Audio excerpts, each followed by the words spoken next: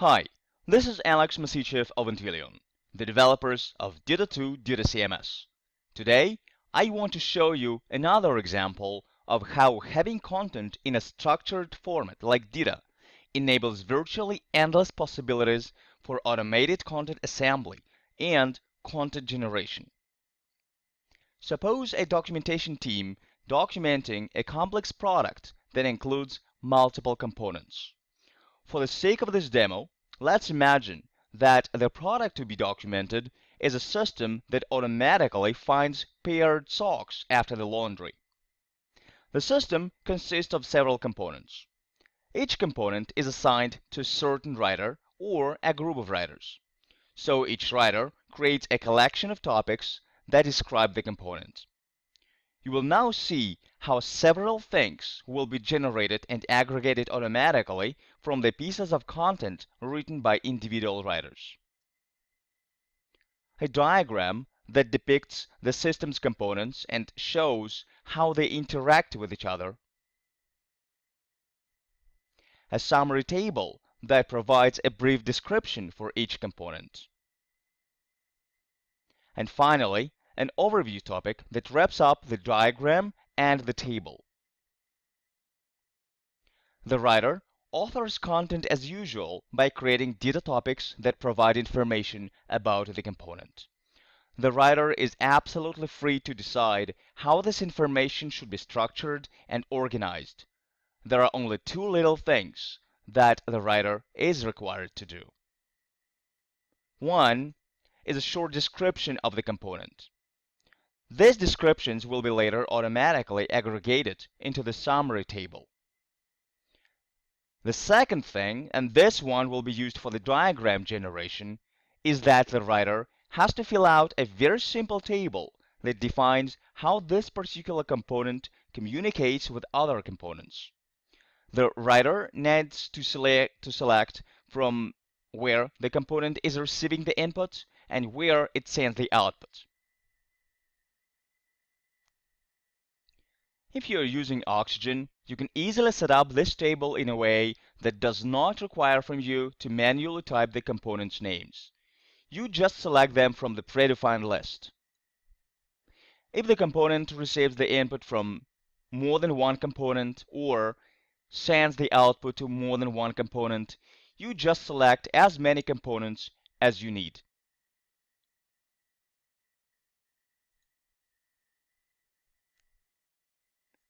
Once the writers provided a short description and specified inputs and outputs of the components assigned to them, the diagram, the summary table, and the overview topic can be generated automatically. I'm going to show you now how you can run the content generation from within DITA2 DITA CMS. If this is the first time you see DITA2, DITA2 is a full-blown data content management system that provides everything you need to author, manage, review, translate, and publish content. Part of DITA2 is a central content repository, so everyone who has sufficient access permissions can access and manage these contents. Here, I have a bunch of topics written by different writers about their components. We can take a quick look at some of them. This is a topic about the image database component. It includes the short description that will be retrieved and added to the summary table. In this file, the author, who is responsible for the image database, defined how the component communicates with other components.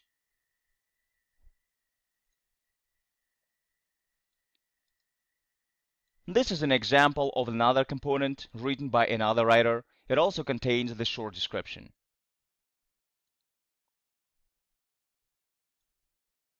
And this is the file that defines how the component communicates with other components. And here we have a template of the overview topic.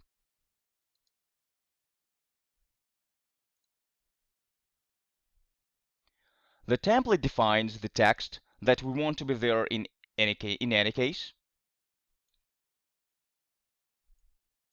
the template also contains the placeholders for the diagram and the summary table. The placeholders will be replaced with the actual diagram and table after the automated generation is completed.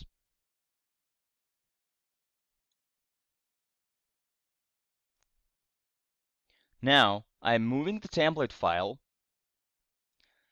to a workflow state called Ready for Transfer Magic.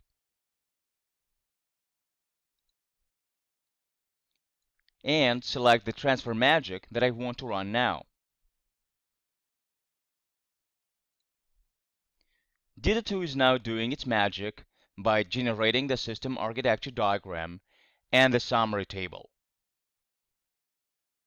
It will take a few moments. And it's now ready, and we can see what we've got in the overview topic. It now contains the automatically generated diagram. The diagram shows the system's components and how they interact with each other. The layout and look and feel of the diagram is configurable.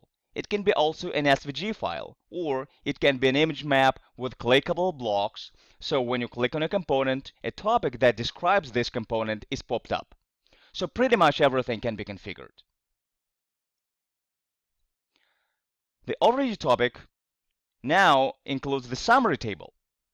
The short descriptions were retrieved from the individual topics and aggregated here.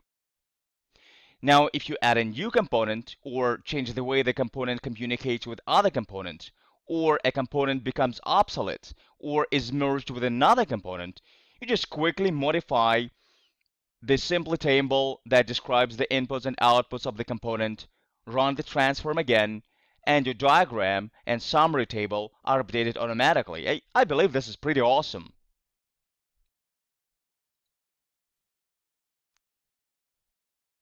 And here comes another piece of good news. The mechanism behind this transfer magic is our content automation platform. This platform is a development framework. It comes with several applications like the one you've seen already built in. You can use them as is or customize for your own needs. But you can also create your own applications that assemble, generate, and manipulate content as you need. The platform provides plenty of tools and functions that let you implement virtually any logic and do it easily. Applications are written in XSL, so there is nothing proprietary, open standards only. The platform gives you a standard way to develop and maintain applications for automated content assembly, content generation, and content manipulation. The platform is also integrated into DITA2. This means that you can develop applications that process and manipulate content stored in the DITA2 repository. Basically, it means that you can indefinitely expand the DITA2 functionality on your own. There will be more videos and articles about content automation in our social media channels, so please stay tuned. Thank you.